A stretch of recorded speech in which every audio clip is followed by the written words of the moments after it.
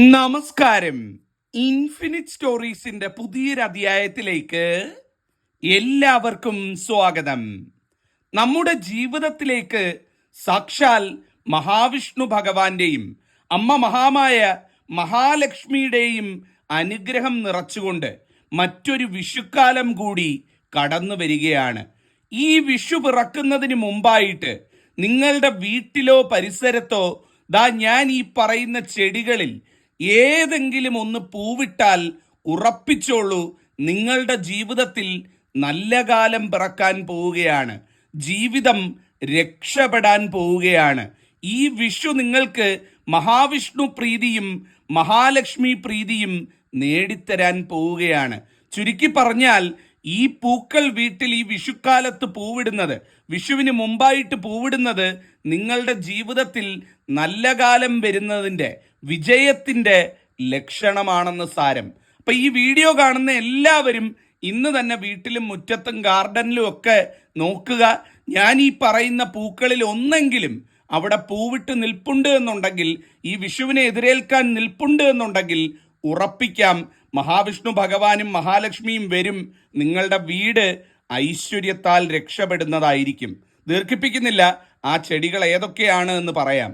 ഒന്നാമത്തത് എന്ന് പറയുന്നത് ഈ ചിത്രങ്ങളിൽ കാണിച്ചിട്ടുള്ള വിഷ്ണു കിരീടം അഥവാ കൃഷ്ണ കിരീടം എന്ന് പറയുന്ന ഈ ഒരു ചെടിയാണ്. മഹാവിഷ്ണു ഭഗവാന് എതിരേൽക്കാനായി പൂത്തുലഞ്ഞു നിൽക്കുന്ന ചെടിയാണ് ഈ ചെടി എന്ന് പറയുന്നത്. ഈ വിഷുക്കാലത്ത് അപൂർവങ്ങളിൽ അപൂർവമായി മാത്രം വീടുകളിൽ വിരിയുന്ന ഒരു ചെടിയാണ് ഈ വിഷ്ണു കിരീടം അഥവാ കൃഷ്ണകിരീടം എന്ന് പറയുന്നത്. നിങ്ങളുടെ ആരുടെയെങ്കിലും വീട്ടിൽ ഈ ചെടി പൂവിട്ട് നിൽപ്പുണ്ട് എന്നുണ്ടെങ്കിൽ ഉറപ്പിച്ചോളൂ, ജീവിതത്തിലേക്ക് വലിയ സൗഭാഗ്യങ്ങൾ, വലിയ സാമ്പത്തിക വിജയങ്ങൾ നിങ്ങളെ തേടി വരാൻ പോവുകയാണ്. ഈ വിഷു പിറക്കുന്നതോടുകൂടി മഹാലക്ഷ്മി പ്രീതിയാൽ, മഹാവിഷ്ണു പ്രീതിയാൽ നിങ്ങളുടെ ജീവിതം വെച്ചടി കുതിച്ചുയരും. നല്ല കാലം പടിവാതിൽക്കൽ എത്തി നിൽക്കുന്നു എന്നതിൻ്റെ ലക്ഷണമാണ് ഈ ചെടി പൂത്തു നിൽക്കുന്നത്. നിങ്ങളുടെ ആരുടെയെങ്കിലും വീട്ടിൽ ഈ പൂവുണ്ടോ? ഉണ്ടെങ്കിൽ മഹാഭാഗ്യമാണ്.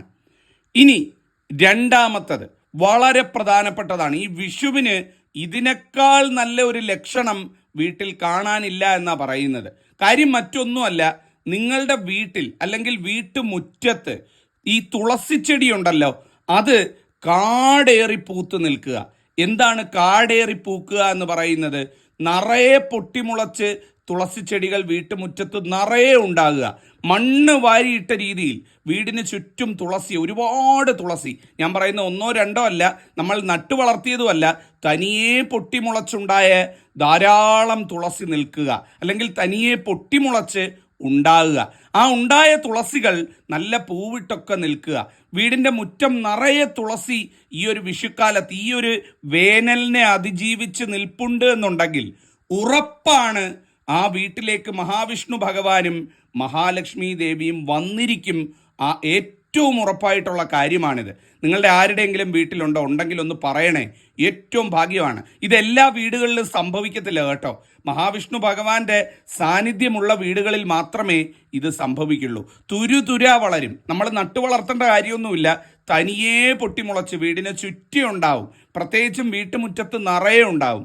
ഈ നിറയെ ഉണ്ടാവുന്ന മാത്രമല്ല, ഇതൊക്കെ സമയമാവുമ്പം പൂത്തുലഞ്ഞു നിൽക്കും എന്നുള്ളതാണ്. തുളസി കതിരൊക്കെയായി പൂവൊക്കെയായി മനോഹരമായിട്ട് ഒരു തുളസിക്കാട് പോലെ വീട്ടിൽ നിൽക്കും എന്നുള്ളതാണ്. അങ്ങനെയുള്ളവർ തുളസിക്കതിർ ഇറുത്ത് അമ്പലത്തിൽ കൊടുക്കണം കേട്ടോ. ശ്രീകൃഷ്ണസ്വാമി ക്ഷേത്രം വീട്ടിനടുത്തുണ്ടെങ്കിൽ കൊണ്ടുപോയി കൊടുക്കണം, അല്ലെ മഹാവിഷ്ണു അമ്പലം ഉണ്ടെങ്കിൽ കൊണ്ടുപോയി കൊടുക്കണം. ഏറ്റവും ഐശ്വര്യം, ഇരട്ടി ഫലം കിട്ടുന്ന ഒരു കാര്യമാണ്.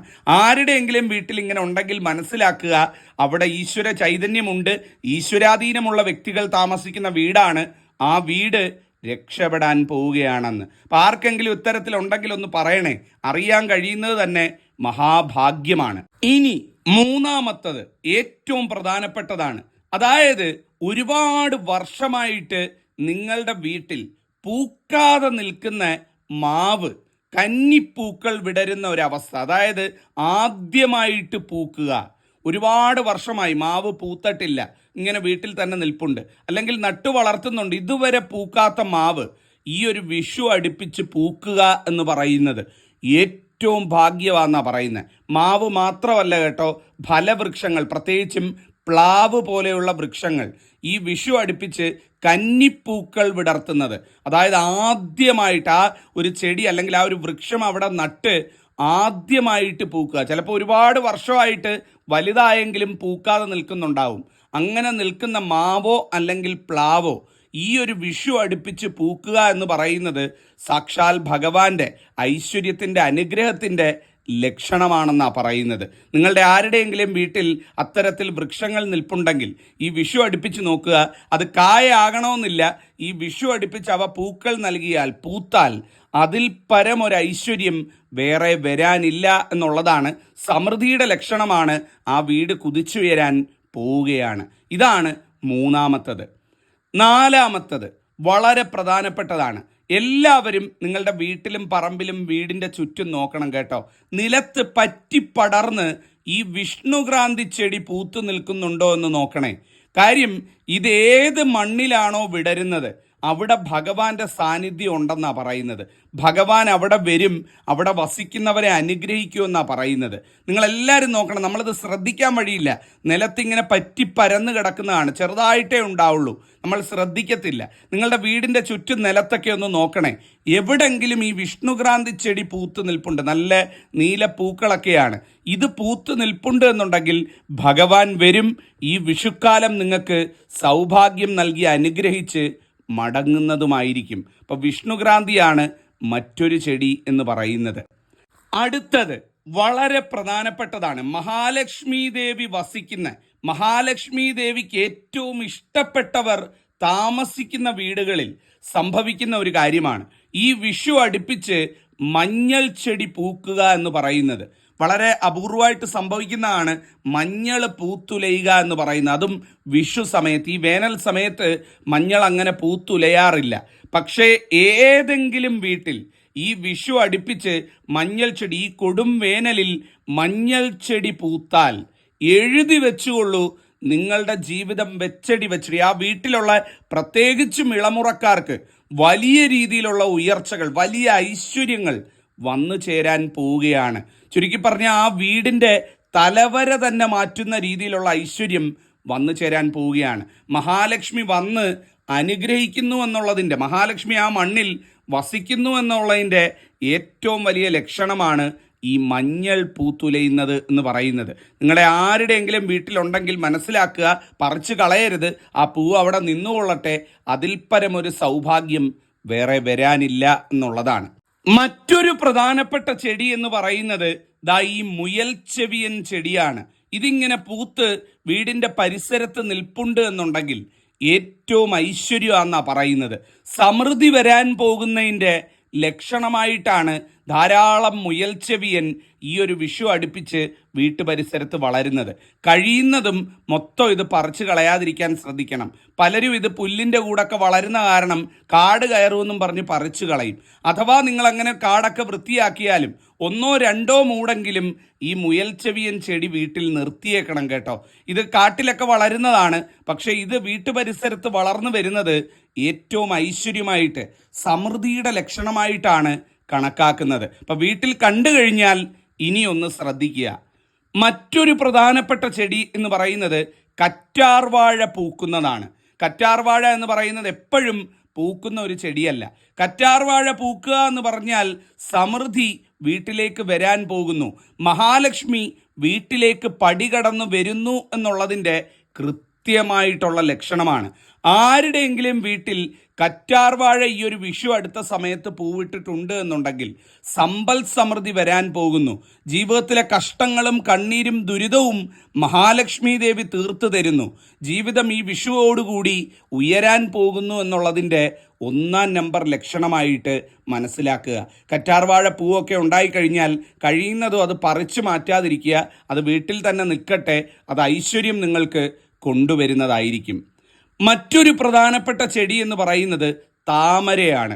വീട്ടിൽ താമര ആമ്പലൊക്കെ വളർത്തുന്നവരുണ്ട് എന്നുണ്ടെങ്കിൽ, വീട്ടിൽ ചെറിയ പോട്ടൊക്കെ വെച്ച് അത്തരത്തിൽ കൃഷി ചെയ്യുന്നവരോ വളർത്തുന്നവരോ ഒക്കെ ഉണ്ട് എന്നുണ്ടെങ്കിൽ താമര പൂവിട്ട് ഈ വിഷുക്കാലത്ത് നിൽക്കുന്നത്, വിഷു ദിവസം രാവിലെ കണിയൊക്കെ കണ്ടു കഴിഞ്ഞ് രാവിലെ വീടിന് പുറത്ത് വന്ന് ആ താമരയെ നോക്കി തൊഴുന്നത്. കാരണം മഹാലക്ഷ്മി പീഠമാണ്, മഹാലക്ഷ്മി ആസനസ്ഥയാവുന്ന സ്ഥാനമാണ് ഈ താമര എന്ന് പറയുന്നത്. അപ്പം ആ മഹാലക്ഷ്മി ഇരിക്കുന്നിടമാണ്. അപ്പം ആ താമര പൂത്തു വിടർന്ന് നിൽപ്പുണ്ടെങ്കിൽ അതിനെ വെട്ടിക്കളയോ അല്ലെ പറിച്ചെടുക്കുകയോ ഒന്നും ചെയ്യരുത്.